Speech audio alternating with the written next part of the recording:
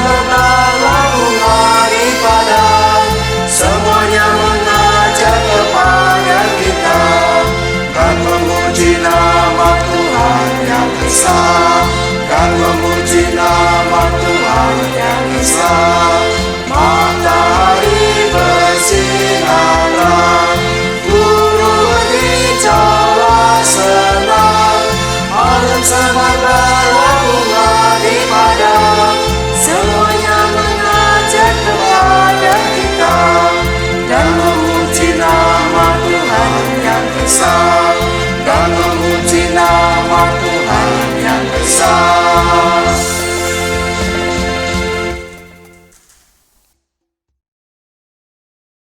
Shalom, selamat pagi Bapak dan Ibu yang terkasih dalam Kristus.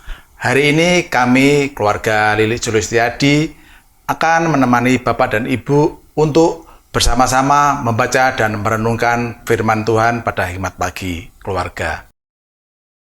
Mari kita satukan hati, kita akan berdoa. Bapa yang bertahta dalam kerajaan surga yang mulia, Allah yang kami sembah dalam nama Tuhan Yesus, kami bersyukur Tuhan untuk kasih setiamu dalam setiap kehidupan kami. Terlebih pagi hari ini Engkau masih beri kesempatan buat kami, untuk kami boleh duduk diam di bawah kaki salib-Mu, untuk mendengarkan, merenungkan, dan belajar akan kebenaran firman-Mu. Berkati kami semua Tuhan, sehingga kami boleh mengerti akan firman yang akan kami renungkan bersama. Terima kasih Bapa, kami serahkan semuanya ini hanya ke dalam satu nama yang indah, Tuhan kami Yesus Kristus, Juru Selamat kami yang hidup. Amin. Amin. Tema hikmat pagi hari ini adalah saleh. Bacaan diambil dari 2 Petrus 1 ayat yang ketiga sampai yang ke-9. Panggilan dan pilihan Allah.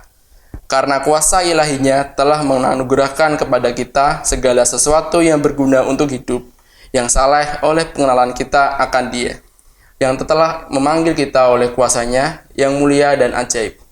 Dengan jalan itu, Ia telah menganugerahkan kepada kita janji-janji yang berharga dan yang sangat besar, supaya olehnya kamu boleh mengambil bagian dalam kodrat ilahi dan luput dari hawa nafsu duniawi yang membinasakan dunia.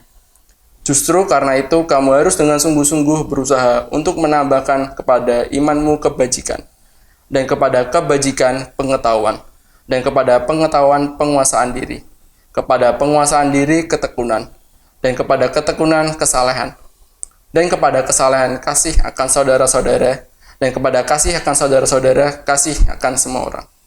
Sebab apabila semua itu ada padamu dengan berlimpah-limpah, kamu akan dibuatnya menjadi giat dan berhasil dalam pengenalanmu akan Yesus Kristus Tuhan kita.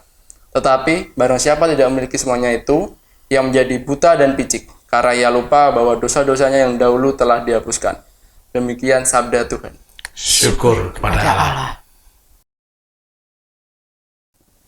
Bapak, Ibu, saudara-saudari, adik-adik, dan sobat-sobat muda, serta oma-opa yang dikasihi Tuhan.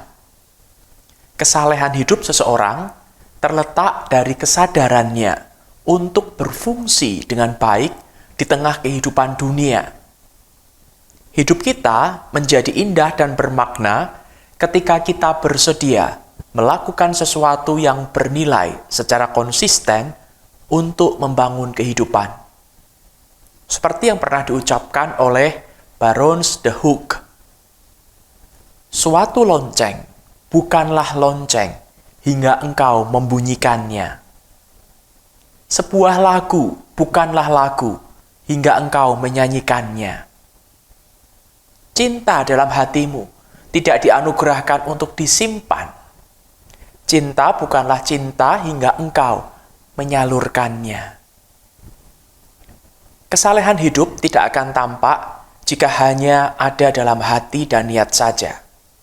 Kesalehan baru berdampak jika nyata dalam perbuatan.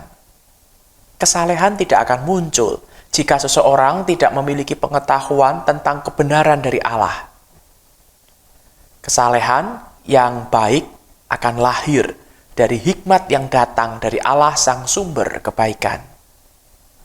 Pengetahuan saja tidak akan berguna jika seseorang tidak memiliki kesalehan untuk mengarahkan pengetahuan itu pada hal-hal yang membangun kehidupan. Kesalehan hidup merupakan suatu sikap yang sangat berarti bagi kehidupan. Kesalehan seseorang terletak pada tindakannya yang selalu mengarah pada kebenaran secara konsisten.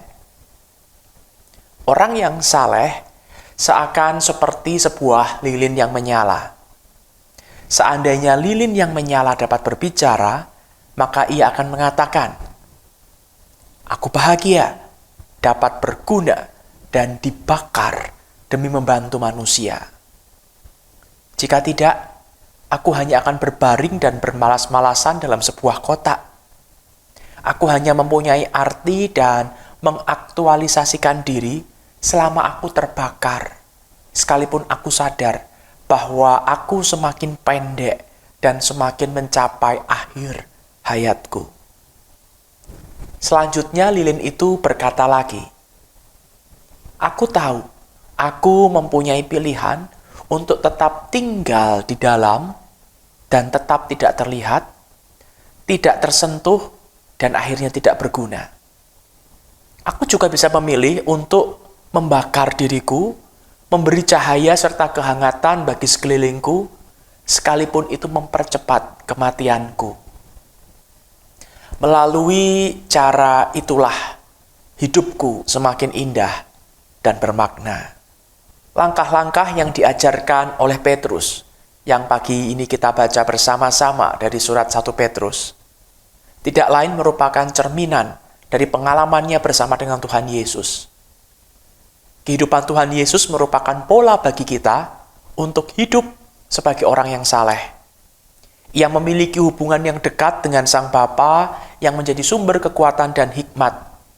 Ia menjadi guru yang memperlihatkan ketekunan dan kedisiplinan yang baik. Ia memperlihatkan bagaimana mengaplikasikan kesalehannya untuk hidup saling mengasihi. Bahkan hingga kasih yang berkorban demi sahabat-sahabatnya. Marilah kita berdoa. Bapa di surga, pagi ini kami diingatkan melalui firman-Mu, melalui apa yang dituliskan oleh Petrus, tentang bagaimana kami seharusnya hidup saleh. Mampukan kami ya Bapa, untuk boleh saleh, dekat kepada Tuhan, tetapi juga dekat dengan sesama. Mengasihi Tuhan, tetapi juga mengasihi sesama. Mampukan kami mewujudkan kesalehan kami di dalam perbuatan kami, menolong banyak orang di sekitar kami yang membutuhkan bantuan kami, dan mengasihi mereka. Mampukan kami anak-anak-Mu untuk hidup sebagai anak-anak Tuhan yang saleh. Di dalam nama Tuhan Yesus kami berdoa. Amin.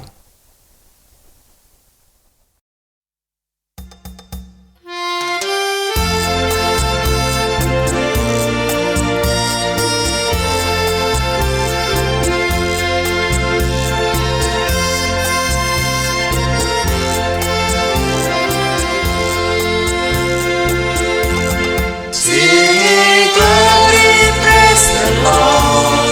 Hallelujah. Sing glory, praise the Lord. Hallelujah. Sing glory, praise the Lord. Hallelujah. Sing glory. Hallelujah, praise the Lord. Singing glory, praise the Lord. Hallelujah. Singing glory, praise the Lord. Hallelujah. Singing glory, praise the Lord. Hallelujah. Singing glory, hallelujah, praise the Lord.